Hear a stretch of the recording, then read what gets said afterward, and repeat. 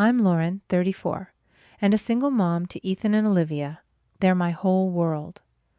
3 weeks before my sister Jessica's wedding, my phone lit up while I was making breakfast. It was the family group chat.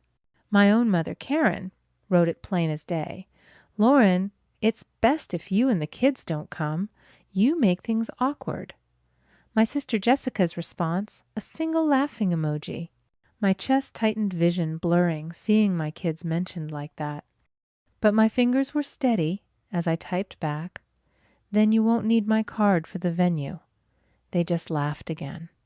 They had absolutely no idea what was coming. Before I tell you what happened next, let me know where you're watching from in the comments.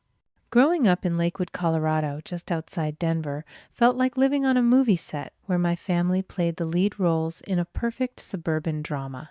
Our house was a neat colonial, always picture-perfect lawn, meticulously edged flower beds bursting with seasonal color. My mother, Karen, a former realtor, orchestrated this image with relentless precision. Her entire world seemed to revolve around maintaining appearances, obsessed with what the neighbors, her friends, anyone might think. Everything had to be flawless. Our clothes were always ironed, our hair neatly combed, even casual family photos looked staged for a catalog shoot. Dad Richard worked in middle management at some insurance firm.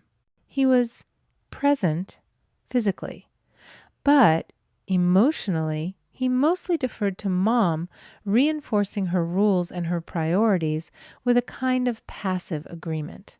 He wasn't overtly critical like her, but his silence often felt like its own form of judgment, an acceptance of the established order. And the established order was clear from the start. My younger sister Jessica was the star, and I was the background character. Jessica was 3 years younger. Blonde, bubbly, effortlessly charming, everything Mom valued, and frankly, everything I wasn't. She captained the cheer squad, dated the most popular guys, and just seemed to glide through life collecting praise and attention. Mom adored her, saw herself reflected in Jessica's easy social grace and conventional ambitions. I was the opposite. Quiet, introverted, more comfortable with a sketchbook or dismantling old electronics than navigating social events. My hair was a tangle of curls Mom constantly tried to tame my interests deemed odd or impractical. While Jessica brought home trophies for sports, Mom barely understood, but cheered for loudly. I spent hours teaching myself illustration, hiding away in my room where my messy creativity wouldn't disrupt Mom's perfect household. Aesthetic. The favoritism wasn't always loud.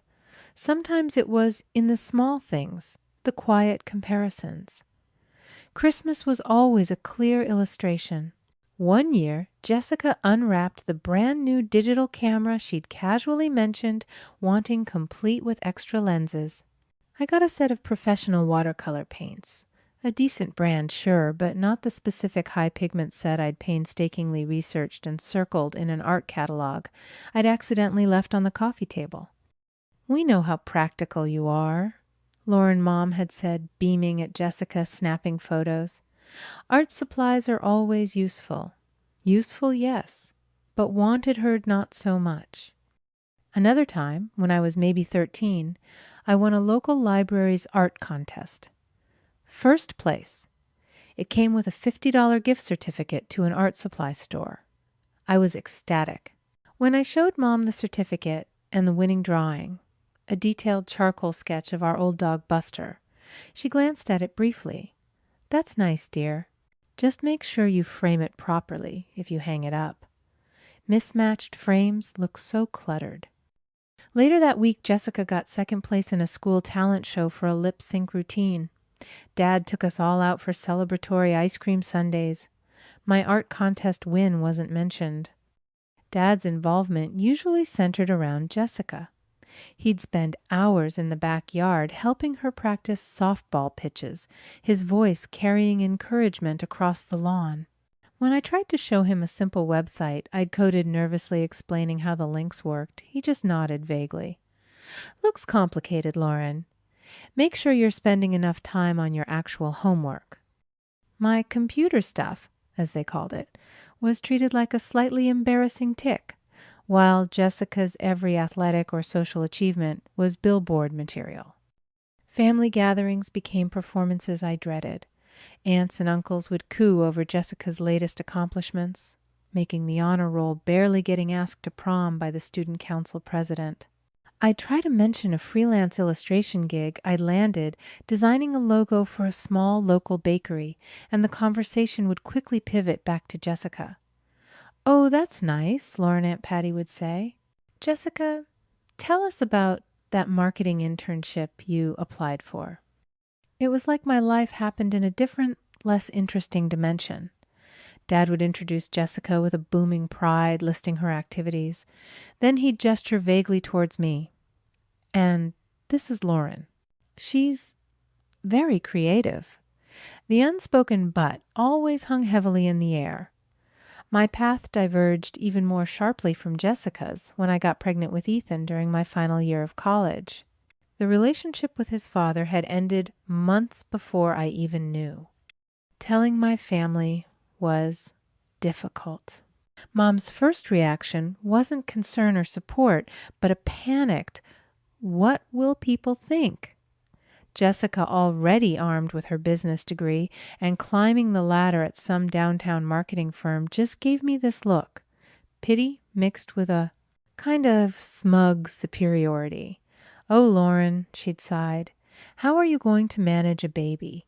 You can barely manage yourself." Mom just nodded beside her like Jessica had spoken some undeniable truth. Their lack of faith didn't stop me, though. Maybe it even fueled me. I finished my degree 9 months pregnant, navigating finals in a haze of exhaustion. Ethan arrived just 2 weeks after my last exam. I remember holding him in the hospital, tiny and perfect, and feeling this fierce determination. I would make this work. I graduated 3 weeks later, walked across the stage, diploma in hand, Ethan bundled in a carrier against my chest. No family cheered from the audience. They had Jessica's MBA graduation trip to Europe planned that same week. Priorities. Those early years were a blur, pure survival mode. I found a tiny, cramped apartment on the outskirts of Denver, set up a makeshift studio in the corner of the living room, hustled for freelance illustration jobs, website graphics, brochures, anything I could find. Learned to nurse Ethan while sketching with one hand, learned to function on 3 hours of sleep, learned the crushing weight of responsibility that rests solely on your own shoulders. Mom would visit sometimes, usually unannounced. Her visits felt less like support and more like inspections. She'd critique the brand of formula I used when I couldn't breastfeed anymore, run her finger over dusty furniture. I hadn't had time to clean off her unsolicited advice on Ethan's sleep schedule. "You really should have thought about all this before getting pregnant," Lauren became her go-to phrase whenever I admitted to feeling overwhelmed. Any help she offered came wrapped in criticism, making it clear my situation was a self-inflicted burden, an embarrassment to her carefully curated image. Then came Olivia, 4 years later.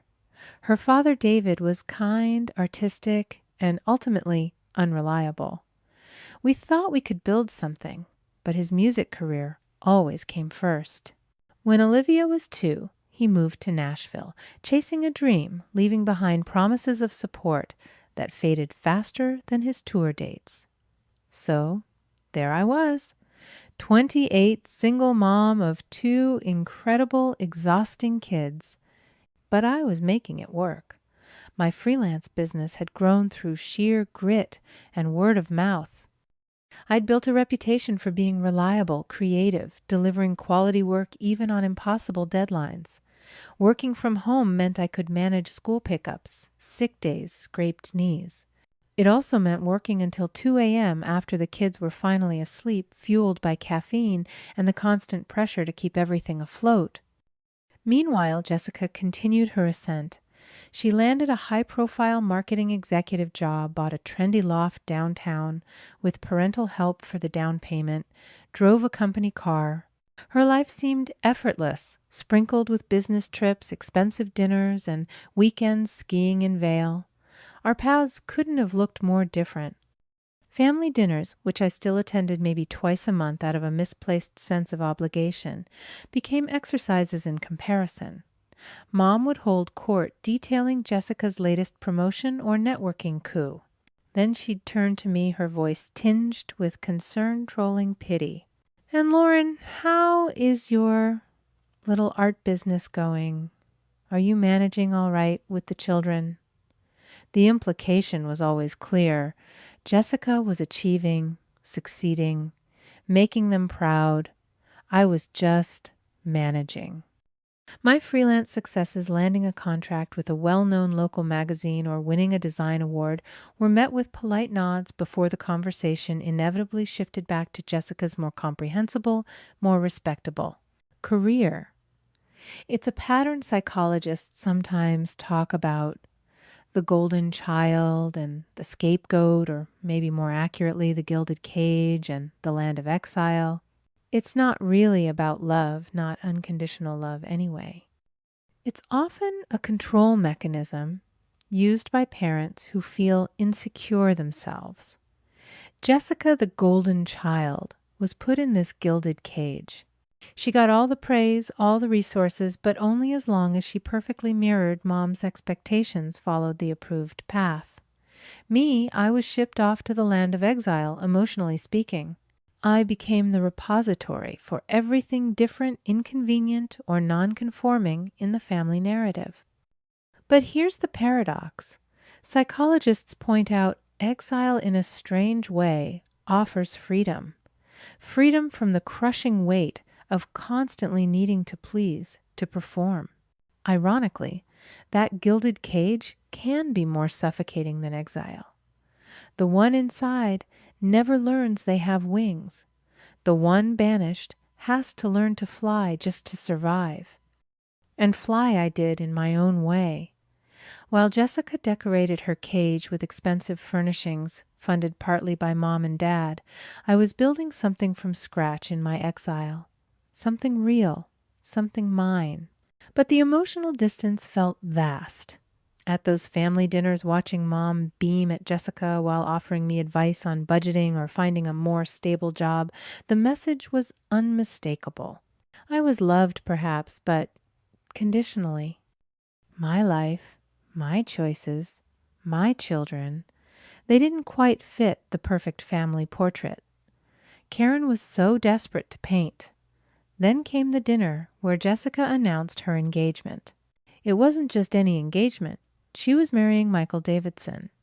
Yes, that Davidson family, the doctors, the philanthropists, their name, etched onto hospital wings and university buildings around Denver. Mom practically vibrated off her chair. You could almost see the social calculations clicking behind her eyes, the guest lists, the charity galas, the reflected glory. Michael is just wonderful. Mom gushed, already picturing herself hobnobbing with Patricia Davidson. And his parents, David and Patricia, are pillars of the community. This is such a perfect match for our Jessica. Dad looked pleased, too, in his quieter way.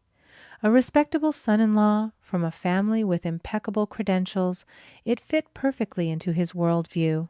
Amidst all the excitement, a small, foolish flicker of hope ignited in me. Maybe this wedding, this joining of families, would somehow bridge the gap. Maybe becoming an aunt-in-law to a Davidson would elevate my status slightly in Mom's eyes. Maybe they'd finally see me, include me as part of the celebratory narrative. That hope even survived the initial wedding planning lunch Mom invited me to a few weeks later. It was at some incredibly expensive restaurant in Cherry Creek, the kind where the water glasses never seemed to get less than half full. Patricia Davidson was there, elegant and surprisingly warm, not the intimidating socialite I'd braced myself for. Jessica glowed, flashing her enormous diamond ring. Mom was in her element, discussing venues and caterers with an air of practiced authority. I tried to contribute, genuinely wanting to help. Maybe for the invitations I ventured, we could do something really personal. I could design a custom illustration, maybe something that reflects Jessica and Michael's story. Patricia actually seemed interested, asking about my work. But Mom quickly steered the conversation back to the high-end stationer Patricia had recommended. Harrington Press does all the best families events, Lauren Mom said with that subtle, you wouldn't understand tone. Their quality is just unparalleled. My offer dissolved into the clinking of silverware. Every suggestion I made, a local band I knew a unique favor idea, was met with polite dismissal.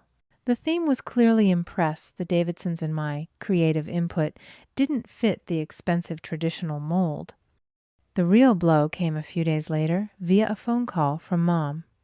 "Lauren, darling," she began, her voice syrupy, sweet, a sure sign a request was coming. "We've found the perfect venue, Aspen Peaks Lodge. It's breathtaking, exactly the kind of elegance the Davidsons expect." But there it was, the inevitable but. With the exclusive catering and the floral designer Jessica has her heart set on, it's running quite a bit over our initial budget. I waited already, knowing where this was going.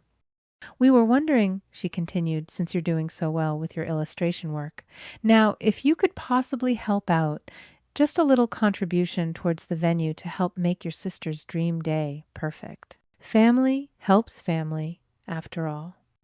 "How much are we talking about, Mom?" I asked, bracing myself. Well, she hesitated.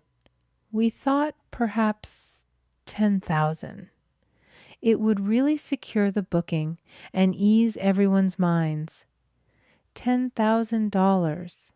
That was almost my entire emergency fund painstakingly saved over years. It was the buffer that let me sleep at night, knowing I could handle a client drought or a medical bill for the kids without panicking. "Mom, that's a lot," I said weakly. "I know it seems like a lot, darling," she cooed, "but think of it as your gift to Jessica and Michael. Your way of being a significant part of this incredible milestone, even with your busy schedule. There's a razor-thin line between genuine care and control, and often that line gets completely blurred by the word family. When someone prefaces an unreasonable demand with family, helps family, or I'm only doing to this because I love you, or it's for your own good, it's worth pausing. Is this action expanding your world, supporting your autonomy, or is it shrinking your world, trying to force you into someone else's expectations? Real love asks, what do you need?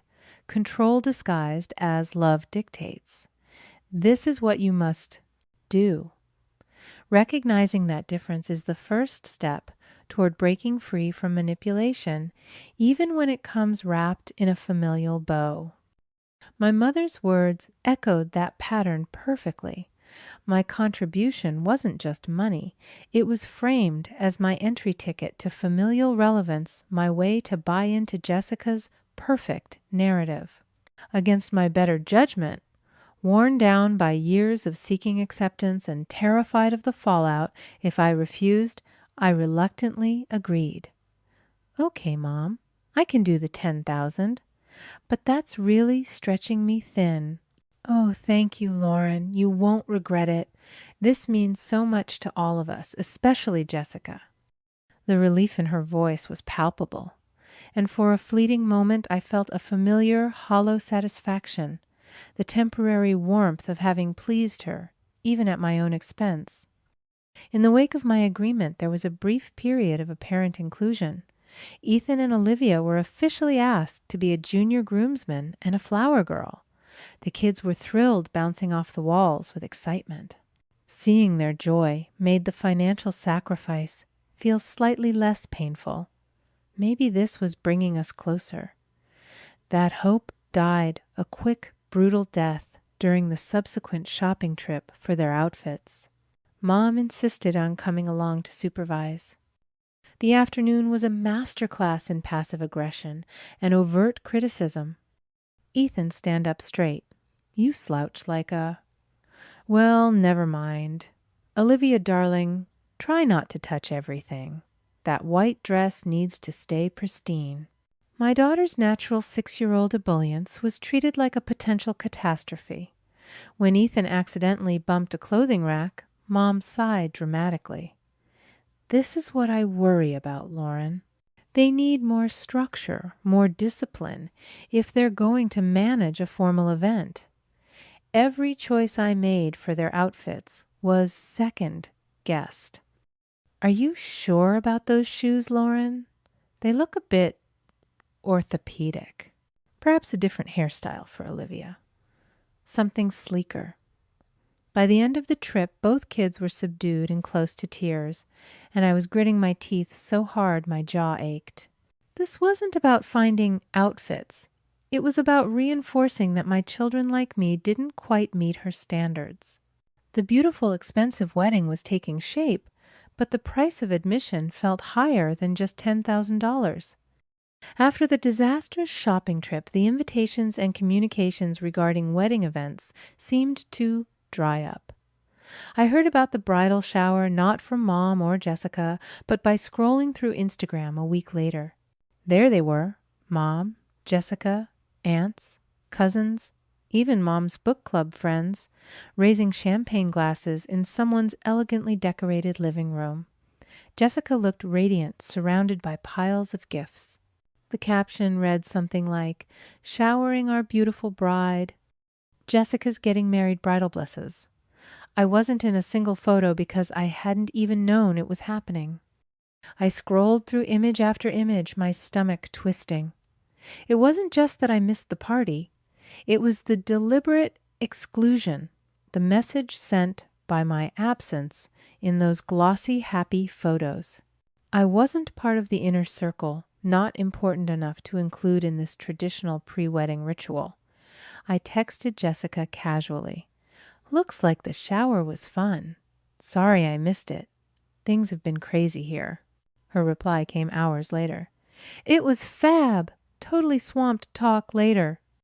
No explanation, no apology for not inviting me, just dismissal.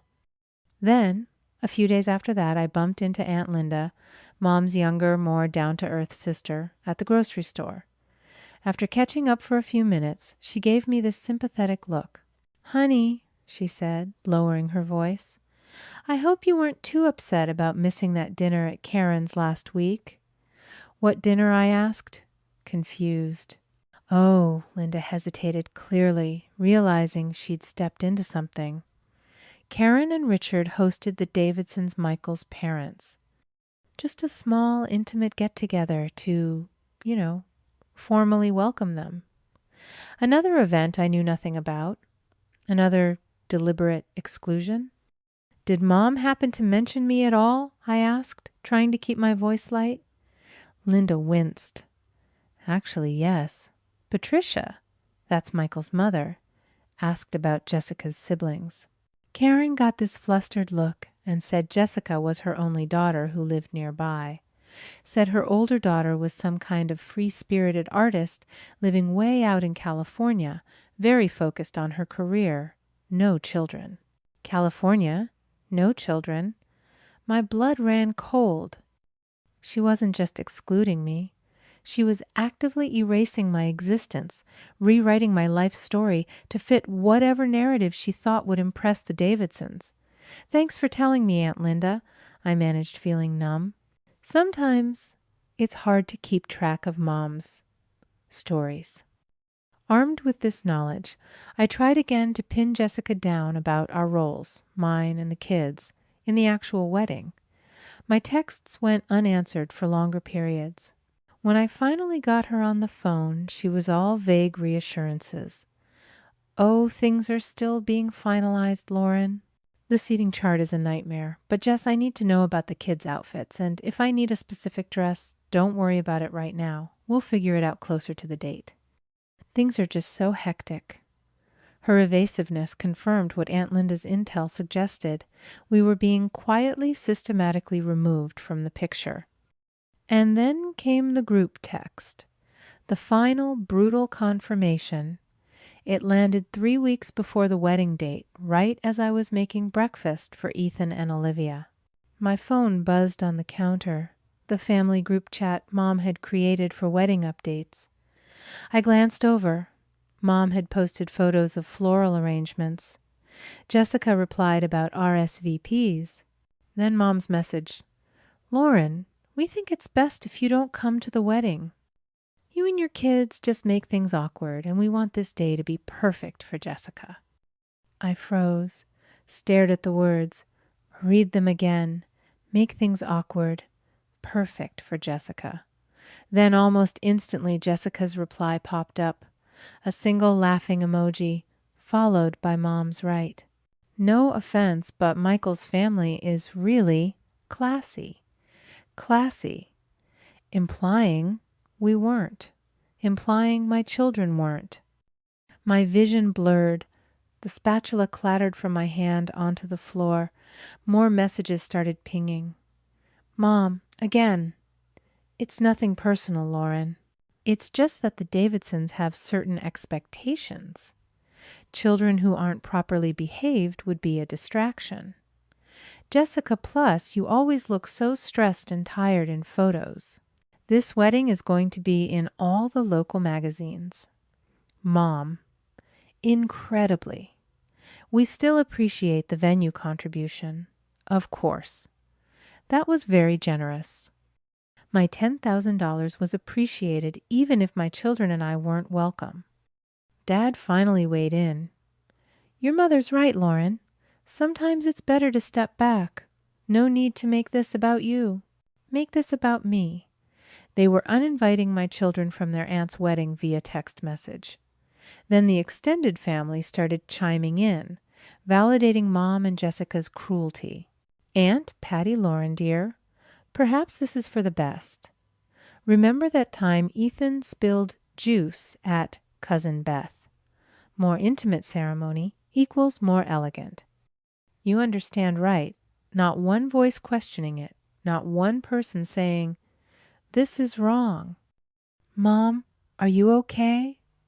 Ethan stood beside me, his small face filled with worry. Olivia looked up from her cereal, sensing the shift in the room. I knelt, pulling them both, close my heartbreak momentarily, overshadowed by a surge of protective fury so intense it almost choked me. They would not do this to my children. They would not make them feel less than unwanted, embarrassing. "I'm okay, sweethearts." I managed my voice trembling slightly. "Mommy just needs to handle a grown-up problem." But inside, I knew this wasn't just a problem. This was the end of pretending. The next afternoon, Ethan came home from school, quiet shoulders slumped in that way that always signaled something was wrong. He dropped his backpack by the door and went straight to his room without his usual snack request. I found him lying on his bed, staring at the ceiling. "Hey, buddy." I sat beside him. "Rough day." He didn't answer right away, just blinked hard a couple of times. Then the words tumbled out, choked with humiliation. "Jake told everyone at lunch."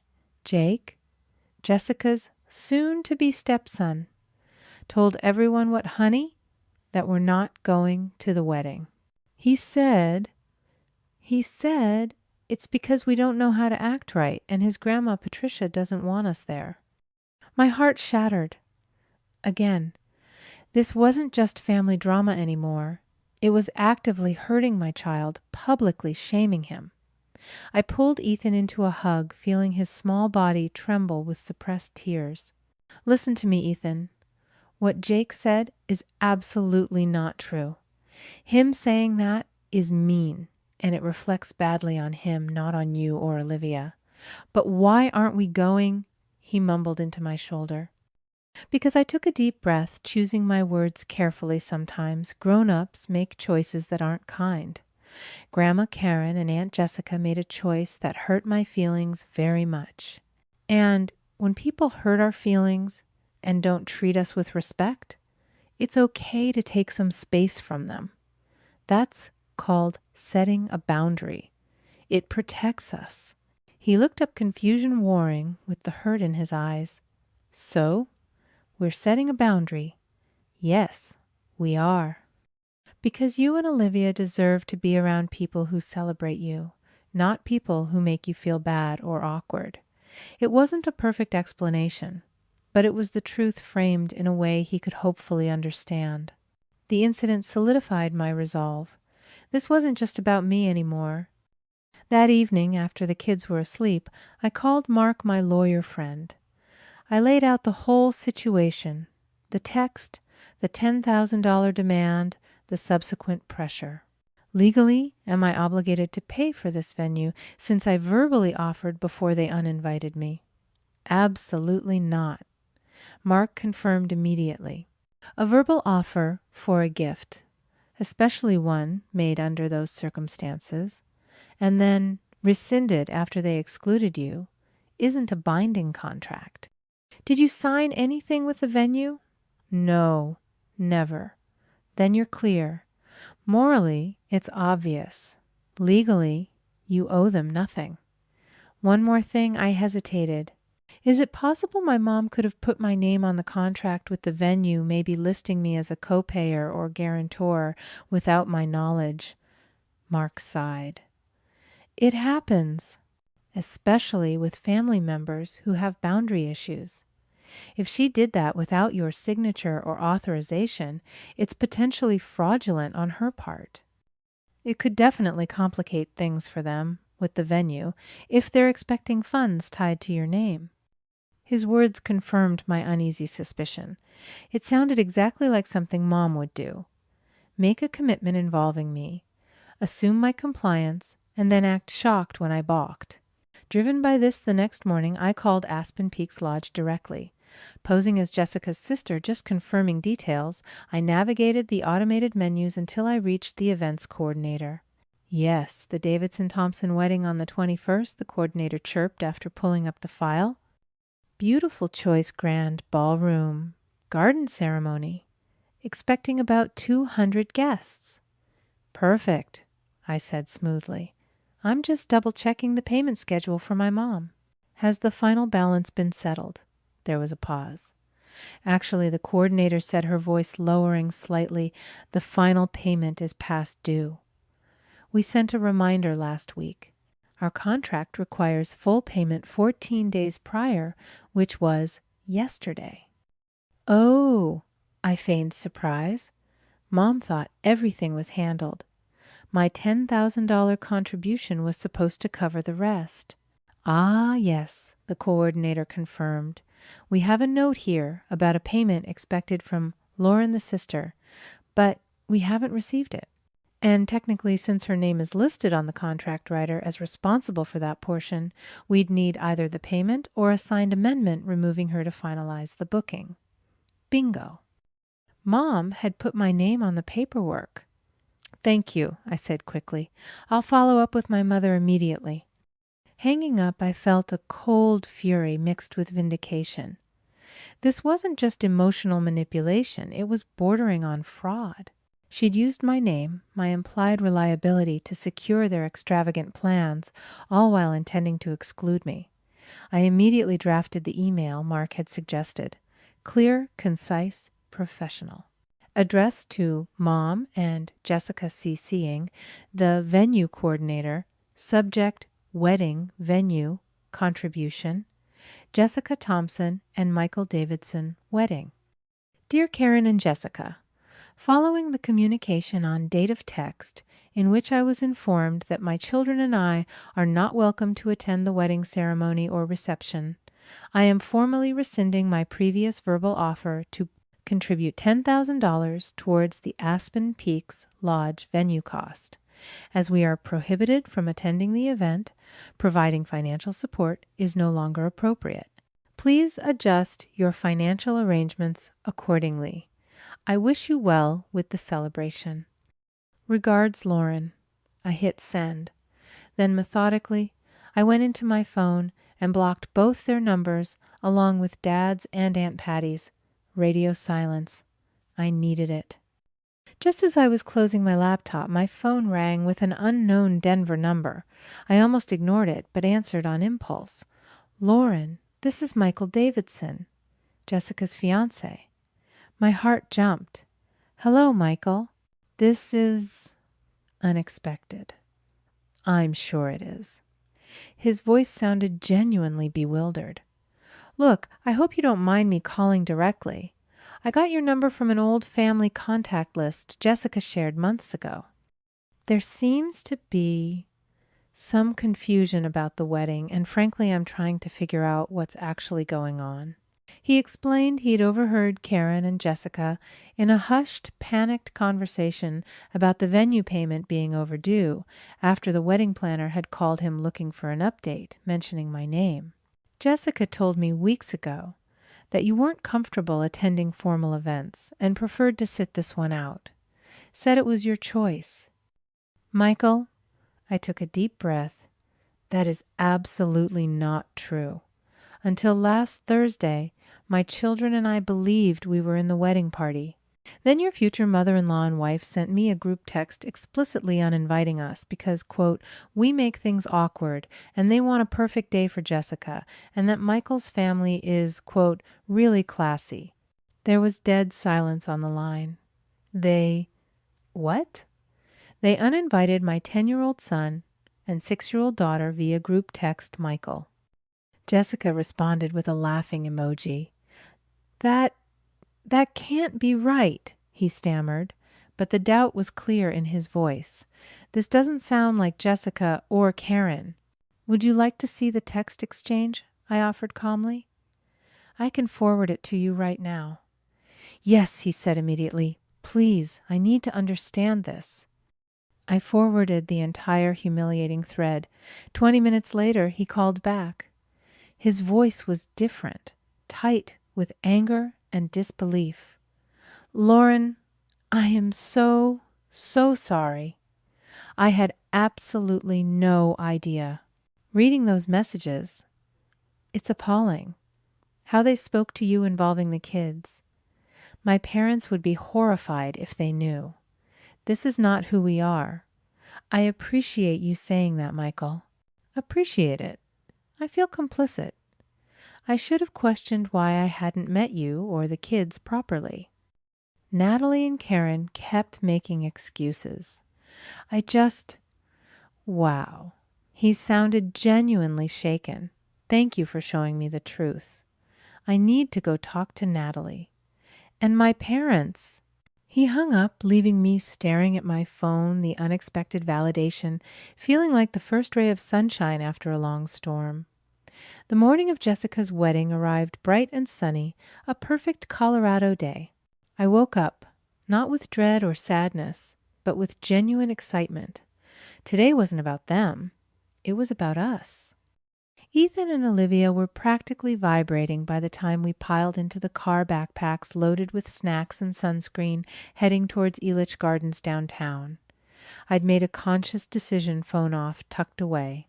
Today was about being present with my kids, creating positive memories that would hopefully overshadow the ugliness of the past weeks. And it was perfect. We rode roller coasters until our voices were hoarse from screaming, got soaked on water rides laughing hysterically. Tyler, usually so reserved around my family, was beaming confidently, leading the way to the next thrill. Emma, my little whirlwind, chased costumed characters and won a giant stuffed unicorn that was almost bigger than she was. We ate greasy theme park pizza and sticky cotton candy, took goofy photos in a photo booth, and just enjoyed being together uncomplicated and happy. This is way better than wearing itchy dresses, right, Mom? Emma declared, licking blue ice cream off her fingers. Definitely better than itchy dresses, I agreed, catching Tyler's eye. He gave me a small, understanding smile. Best wedding day ever, he joked, and we all burst out laughing again. There was no bitterness, just the pure joy of choosing our own celebration, defining our own happiness. We stayed until the park closed, dragging our exhausted but happy bodies back to the car, clutching sticky prizes and fading daylight. It wasn't until after the kids were bathed pajama-clad and fast asleep dreaming of roller coasters that I finally retrieved my phone from the kitchen drawer and turned it back on. The immediate barrage of notifications was staggering. 15 missed calls, 23 texts, 7 voicemails. My stomach gave a slight lurch, but it was overlaid with the calm exhaustion of a day well spent. Whatever drama had unfolded, I'd face it now from a place of strength.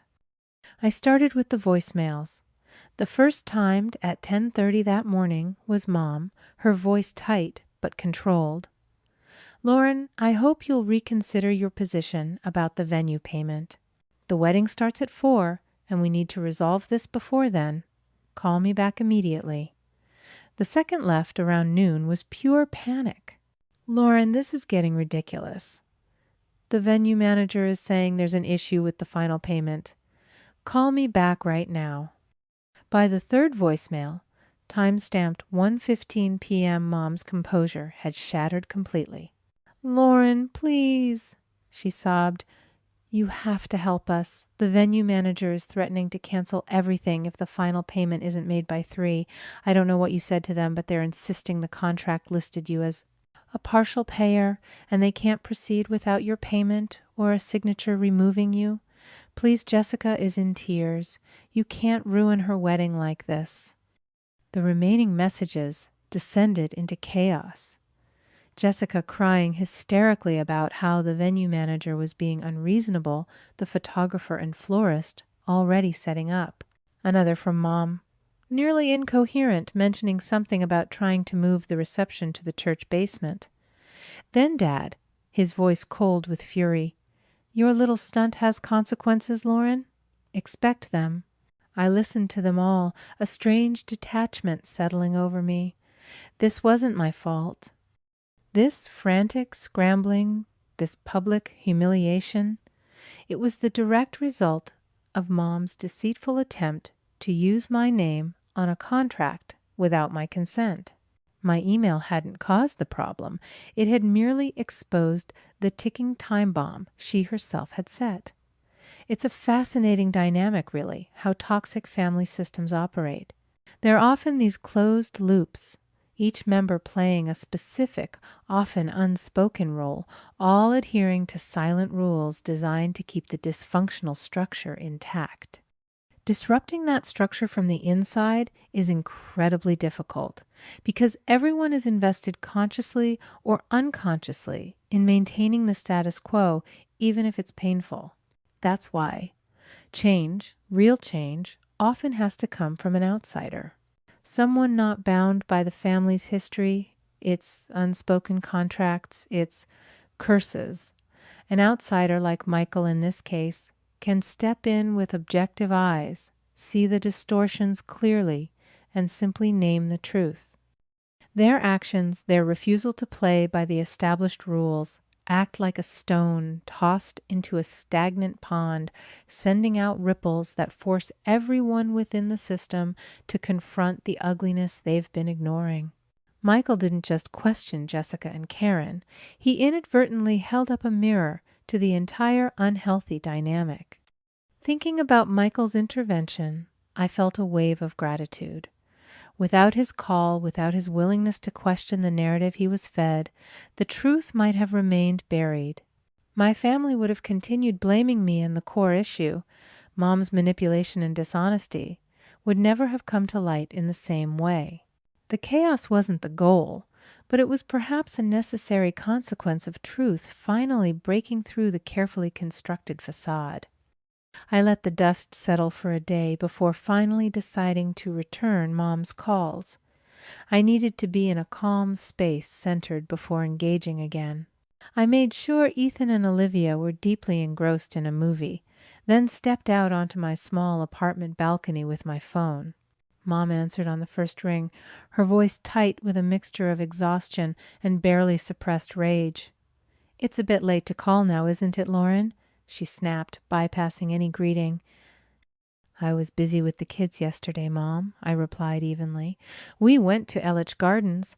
I just listened to your messages. What happened with the wedding, as if you don't know?" she spat. "Your little stunt nearly ruined everything. We had to move the reception to the church basement at the last minute because Aspen Peaks canceled on us thanks to you." Thanks to me, Mom, I sent an email withdrawing a gift after you uninvited me. You put my name on a legal contract without my permission. That's what caused the problem. A gift. This was your sister's wedding. Family helps family. You deliberately sabotaged her. Family also doesn't kick other family members out via group text and then demand money from them, Mom, especially not when children are involved. Oh, don't you bring the children into this. This is about your selfishness, your need to make everything about you. Actually, I said, surprised by my own calm, this was about me finally respecting myself and my children enough not to financially support people who treat us like embarrassments. It was about showing Ethan and Olivia that it's not okay to let people use you while pushing you aside. There was a choked sound on the other end. That's rich coming from you. Always so righteous. Do you have any idea the damage you've caused? Patricia and David left early. They said they'd never seen such a disorganized, frankly tacky event. Jessica is devastated. Before I could respond, I heard muffled shouting, and then Jessica was on the line. You vindictive bitch, she hissed. You couldn't stand that I was having something special, could you? You had to ruin it. Jessica, I said, keeping my voice level. I didn't ruin anything. All I did was refuse to pay for a party I was banned from attending. The consequences came from Mom putting my name on a contract illegally. You could have just paid it anyway, or signed their stupid form. You knew how important this day was, and you knew how hurtful it was to uninvite your niece and nephew. You knew how humiliating it was to do it publicly in a group chat. You made your choices, Jessica. I made mine. The conversation devolved from there, a torrent of accusations, tears, and threats about how I'd never be forgiven. I stayed calm, repeating the facts, refusing to get drawn into the emotional storm. Finally exhausted, I simply said, I'm done with this conversation, and hung up.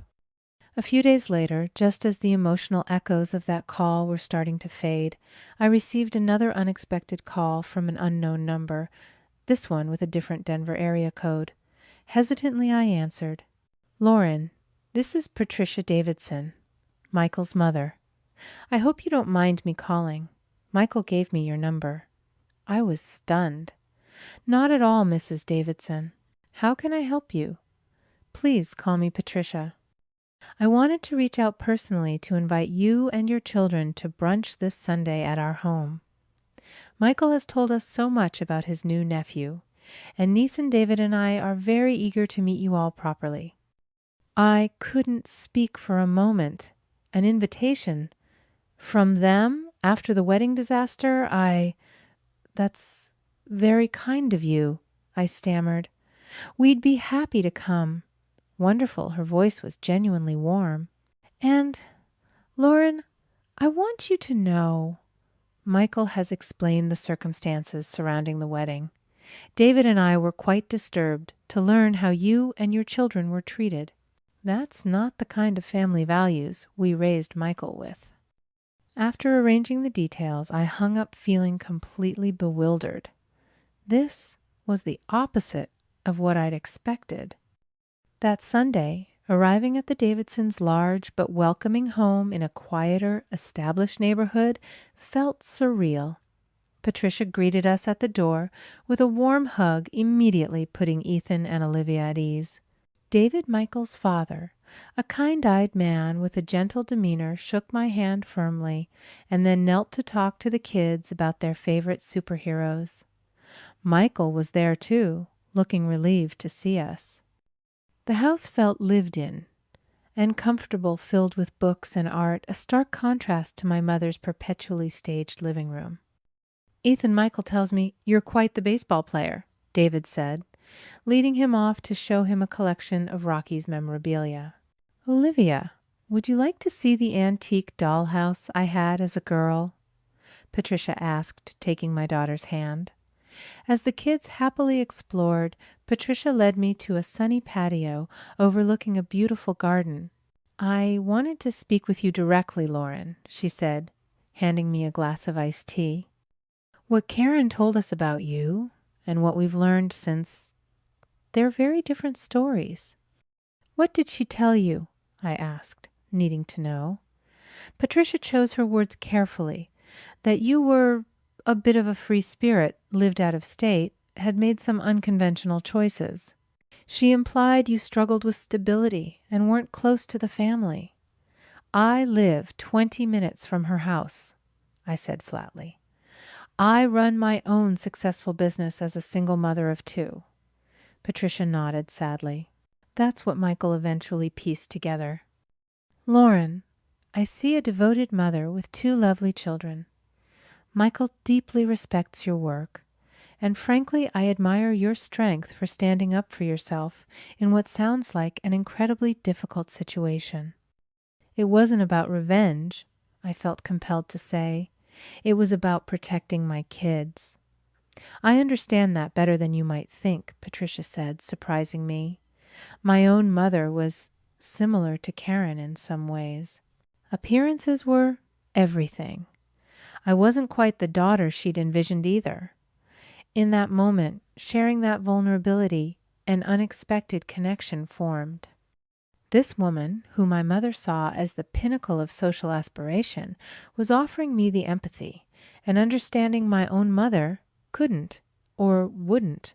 As we sat there talking, watching my children laugh freely with her husband, I realized what was happening. I was being welcomed unconditionally into a different kind of family, one chosen one built on respect, not just obligation. The contrast was breathtaking. The brunch with the Davidsons felt like stepping through a looking glass into a world where family support was genuine, not transactional. Patricia and David treated Ethan and Olivia with such natural affection and interest, asking about school and hobbies in a way that made my kids visibly light up. Seeing them laugh and chatter freely without the constant undercurrent of judgment they experienced around Karen was both beautiful and heartbreaking. It highlighted everything that had been missing in our own family dynamic. That experience solidified my resolve. Protecting my children's emotional well-being had to be my absolute priority. With the encouragement of my friend Sam, who happened to be a therapist and offered both friendship and professional insight, I finally committed to regular therapy sessions myself. It was time to unpack the baggage I'd been carrying for 34 years. Those sessions were tough. We explored the years of conditional love, the constant comparisons, the feeling of never being quite good enough. Sam helped me identify the patterns.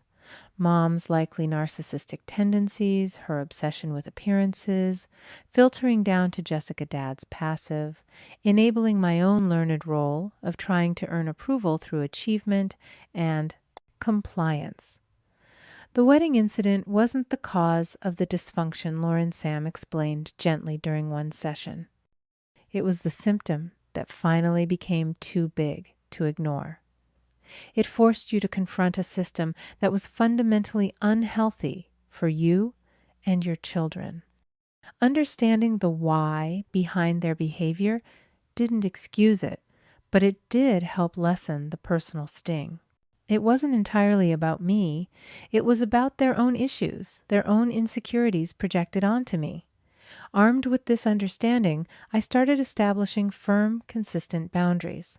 Sunday dinner invitations from Mom were politely declined unless the Davidsons or Aunt Linda were also present to act as buffers. Phone calls with Mom were kept brief, deliberately steered towards neutral topics. When she'd inevitably start complaining about Jessica's struggles or subtly criticizing my parenting, I learned to say calmly but firmly, "Mom, we've discussed this. I'm not going to engage in negative talk about Jessica or my parenting choices work for my family. Let's talk about something else." The first few times she reacted with huffs and guilt trips. Well, I guess I can't talk to my own daughter anymore. But when I didn't, back down, the calls became less frequent and gradually less toxic. I filtered information, sharing successes about my business, or cute anecdotes about the kids, but keeping the deeper struggles and joys private, reserved for those who had earned my trust. The effect on Ethan and Olivia was almost immediate. Free from the constant anxiety of navigating Grandma Karen's critical gaze, they blossomed. Ethan's teacher emailed me commenting on his newfound confidence in class. Olivia started signing up for after-school activities with enthusiasm, no longer worried about being too loud or too messy. Seeing them thrive was all the confirmation I needed that I was doing the right thing. My business benefited too. The mental energy previously spent managing family drama was now channeled into client work and networking. I landed a major contract redesigning the branding for a regional hospital network, the kind of stable, high-profile project I'd previously only dreamed of. Financial stability felt less like a distant goal and more like an achievable reality. About 4 months after the wedding fiasco, I received a text from Jessica Hay. Free for coffee sometime this week. My treat. I hesitated, then agreed, choosing a neutral cafe near my studio. She looked different. Less polished maybe, but more real. The brittle confidence was gone, replaced by a nervousness I'd never seen in her before. I'm not good at this, she started twisting a napkin. Admitting when I'm wrong. Mom didn't exactly model that skill. No, I agreed quietly. She didn't. The wedding, she sighed. It was a mess. Not just the venue, but everything. Michael was furious with me. Not just about you, but about how I let Mom dictate everything, how focused I was on appearances. She confessed they'd started couples counseling. He basically said he didn't recognize the person I became during the planning. And he was right. She finally looked at me, her eyes filled with a remorse that seemed genuine. I was awful to you, Lauren. Cruel. I got so caught up in Mom's narrative, in being the perfect daughter marrying into the perfect family. I used you. And I let Mom use you. And I was jealous. Jealous of me? I asked, incredulous. Yes, she admitted. You always seemed so independent, like you didn't need their approval. You just did your own thing. I envied that even while I judged you for it. It was the most honest conversation we'd ever had. I'm not asking you to forgive me right away, she said, but I'd like to try to actually be sisters, if you're ever open to it. Healing takes time, Jess, I said carefully. I'm open to rebuilding, but it has to be different. My kids come first. No more toxicity. She nodded, accepting my terms. Dad's attempts were more awkward. An email with an article about trends in graphic design, a voicemail asking about Ethan's baseball season he played soccer. Small, clumsy gestures that showed he was trying, even if he couldn't quite articulate regret. I responded politely, but kept my distance, unsure if real change was possible for him. Mom remained the biggest hurdle. She continued to play the victim, telling relatives I was being unreasonable, holding a grudge. Our limited interactions remained strained, polite on the surface, but with an unbridgeable gap beneath. I started to accept that a healthy relationship with her might simply not be possible, and focused instead on nurturing the connections that did bring positivity into our lives. Thanksgiving rolled around again a year after the infamous text message. This time the invitation came not from Mom, but from Patricia Davidson. We're hosting at our place this year, Lauren, she'd said warmly over the phone. Michael suggested we start some new traditions. We'd really love for you and the kids to join us. Are Mom and Dad coming? I'd asked, needing to know what I was walking into. They've been invited, Patricia confirmed, but with clear expectations about behavior. David had a rather direct conversation with Richard about how family members are treated in our home. So we went. Walking into the Davidsons' home, that Thanksgiving felt completely different. There was warmth, laughter, the easy chaos of a large family gathering. Ethan and Olivia were immediately swept up by Michael and some cousins joining a game in the family room. I saw Mom and Dad sitting slightly apart on a sofa, looking subdued. Mom offered a tentative smile as I approached. Dad nodded stiffly. The dynamic had shifted. They were guests here, subject to someone else's house rules. Dinner was lively, filled with conversation that wasn't centered around passive aggression or veiled comparisons. Patricia masterfully steered topics towards neutral ground, asking about Ethan's soccer team, Olivia's art class, my recent hospital branding project. When Dad started to veer towards a critique of Jessica's job choices, she'd recently left the marketing firm for a nonprofit role, David gently interjected, asking about Dad's golf game instead. Boundaries enforced with quiet authority. Jessica was there too, sitting beside Michael. She made a point of engaging with Ethan and Olivia during dinner, asking them questions, listening to their answers, a stark contrast to her previous dismissiveness. Later I saw her showing Olivia pictures on her phone, both of them giggling. It wasn't a miraculous transformation, but it was effort. Genuine effort. The biggest surprise came during the informal toasts after the meal. David raised his glass, thanking everyone for coming. Michael followed, expressing gratitude for his new family. Then my father stood holding his wine glass. He cleared his throat.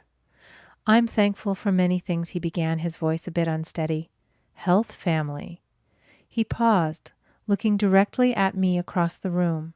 "And for second chances. For the chance to see things differently." He then turned to Jessica. "And I'm proud of the path you're choosing, Jess. Following your heart.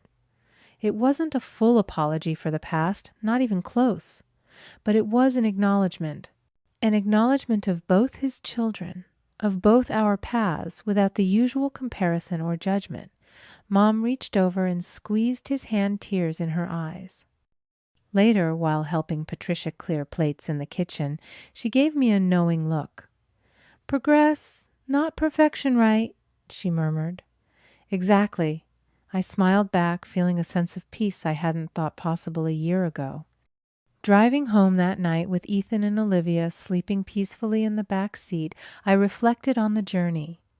The pain of the exclusion, the anger, the difficult conversations, the boundary setting. It had all led here.